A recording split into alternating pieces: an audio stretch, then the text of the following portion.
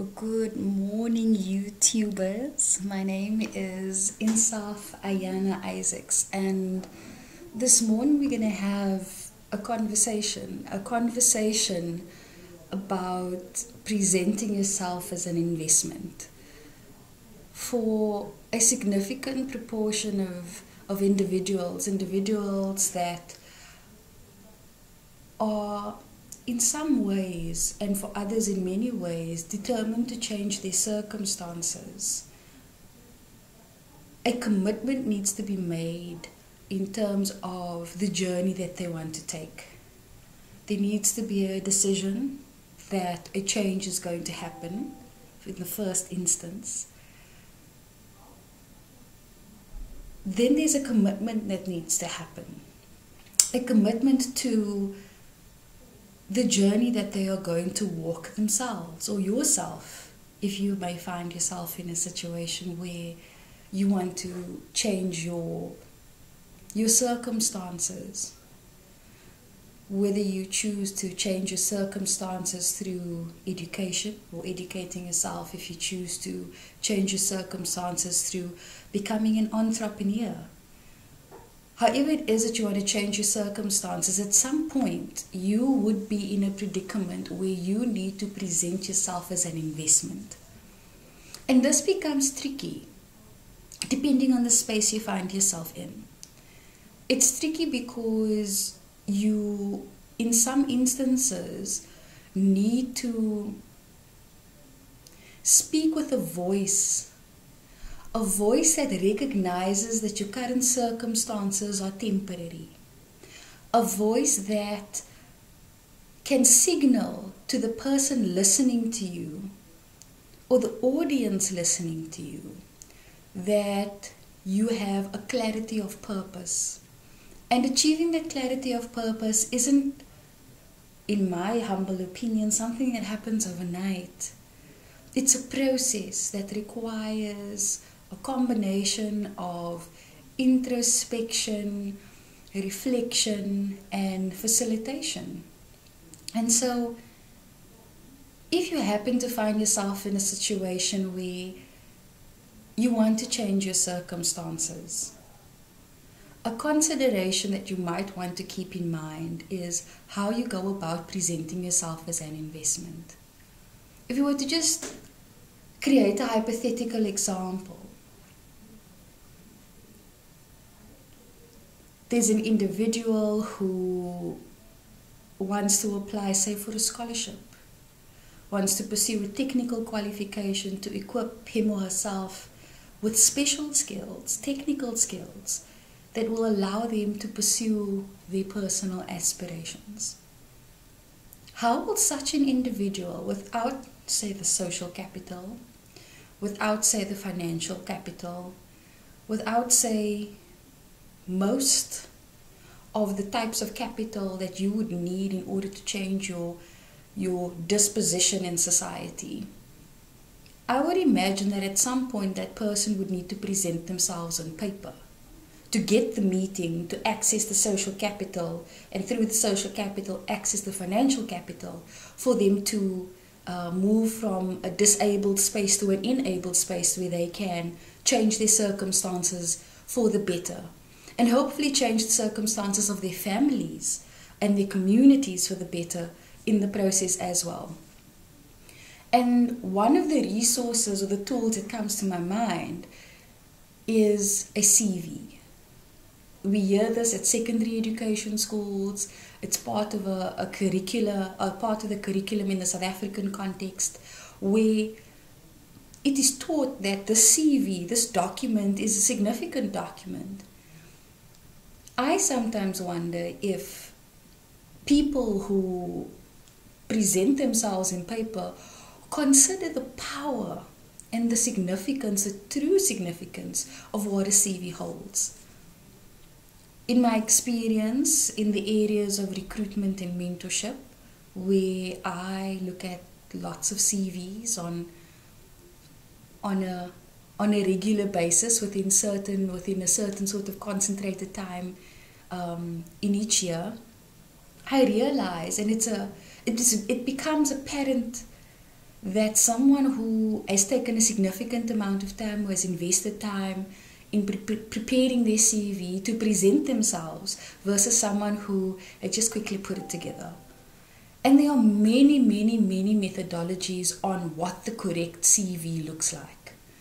I would think that a good CV is prepared with the following in mind. The person that is reading your CV is very busy. I would imagine that if I'm presenting my CV to someone, that they've had a rough day. So I would need to orient the reader in the way I lay out my CV, in the way I organize my information, in terms of it being in chronological order, it being grouped into themes, avoiding a situation where I'm giving them a 20-page CV that, if formatted correctly, could have been 3 pages, or better yet, 2, in some contexts, 1. So the layout of that information is very important. But also, what's in that CV is also quite important. What's being requested of you? What is required of you? Is it just an exercise where you are presenting your entire life's experience? Or in the instance where you are presenting yourself as an investment in pursuit of a particular thing, for example, a scholarship, is there anything specific that you need to highlight in that CV?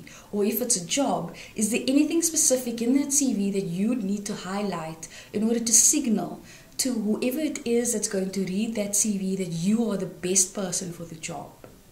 Now, in some instances, it would be expected of you to signal certain things so that you can meet an eligibility criteria, a set of minimum requirements. It will change depending on what it is that you want to pursue. The principles, however, some of the principles transition beyond every type of organization, beyond every type of route, beyond every type of opportunity that you want to access.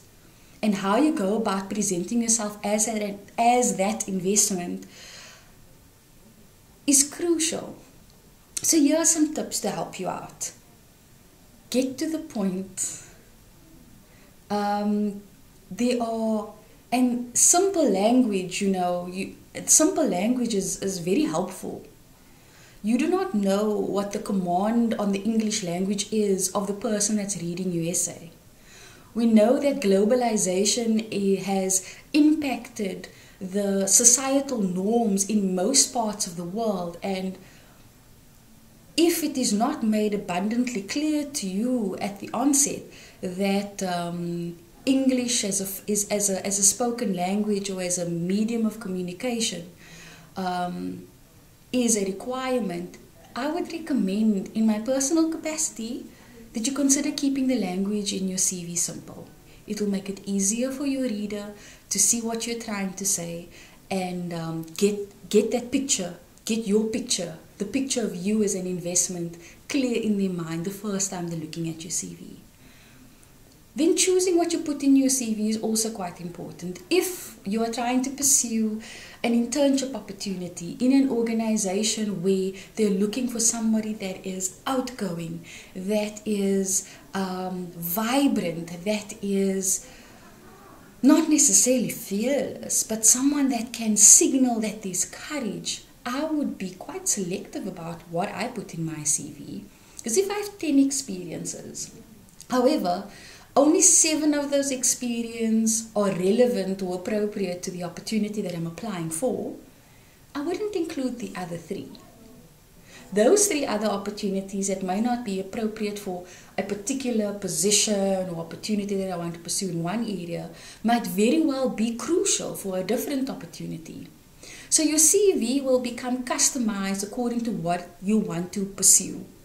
Not a blanket, not necessarily, I beg your pardon, a blanket type of exercise where I just information dump onto an individual that may be reviewing my CV for the purposes of recruitment, say in a scholarship program, for an internship opportunity or for a job.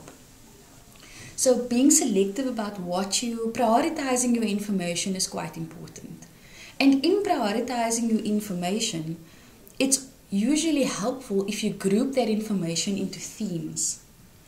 In the student space, which is a space that is more familiar to me, in the tertiary education sector to be specific, typically a student would be involved in extracurricular and co-curricular activities. Those two terms are very useful themes that you can group your activities and your volunteer work in. Extracurricular and co-curricular are not the same thing, and they are useful categories to separate your involvement beyond the classroom, as an example. For some employers, this is a huge plus. For some universities, if you're applying to a university and your CV is a requirement, they would specifically ask you to elaborate on that. And so separating co-curricular activities from extracurricular activities can be helpful in orienting your reader and framing a picture about you. Another important consideration is elaborating on the claims that you make in your CV. So if, for example, you state that you've had a holiday job, or you worked part-time, or you were an intern, or you assisted in your church, or you started up some kind of community project, what did you do? What skills did you acquire? For example, Insaaf Ayana volunteered at a community radio station from date X to date Y. What did she do there? Was she producing? Was she a presenter? Was she maybe assisting with basic admin skills? And if she was, in brackets next to it, what did that entail? Was it a basic admin skill that she acquired that she can signal in her CV, so as to show a potential employer that she's not coming in without any value addition or value adding experience, even though she might not have any prior working experience. Through her continuous, in this hypothetical, her continuous involvement in extra and co-curricular activities, she might very well be someone who brings with her a basket of skills that is exactly what that employer, organization needs or would like to invest in and refine. So when you present your skill, your experiences, draw out, highlight what you had done in bullet points. It needn't be a paragraph for each one, because remember, if this is a job, if this is a scholarship, if this is whatever it is that you're going to be applying for, if it's advertised, you are competing against other people. And from a recruitment point of view, you would want to look at an essay that is easy to read, where someone can guide your thinking. So if they're asking themselves, I wonder what she did when she was an intern, the next line clarifies that. It's a very impressive skill to have, and it's a skill that is refined. The more you keep develop, the more you apply yourself to your CV, you reflect on your experiences, and you reflect on what you've actually done and what you've taken from those experiences. Now, also to point out that sometimes we are inclined to only highlight the beautiful experiences, the wonderful experiences, because they felt positive. Sometimes your growth could have stemmed from something that at the time didn't seem positive at all. However, the skills that you acquired, people management, diplomacy, conflict management, are valuable skills that can signal to a potential employer or a potential funder that you are not coming with an empty plate. But be very tactful, I'd recommend, in terms of how you're going to present that information. Because if someone is going to make a claim that they have conflict management skills, intuitively reading that piece of paper, if someone were to present it to me, I would ask, where does this experience come from? Where does it stem from? What is the reference point of a particular experience? Which is the next point I'd like to highlight. When presenting yourself on a CV and you're claiming skills that you possess, what gave rise to that skill? Is it something that you believe you possess? Which is fine. If you believe you possess a skill, it is your belief. It would be in your favor to reference or link that skill to an experience that you have on the same CV. Because you don't know how many behind the scenes, how many cycles that CV is going to go through in terms of being assessed and checked for different sets of selection criteria. It might be one process, there might be two processes, you might not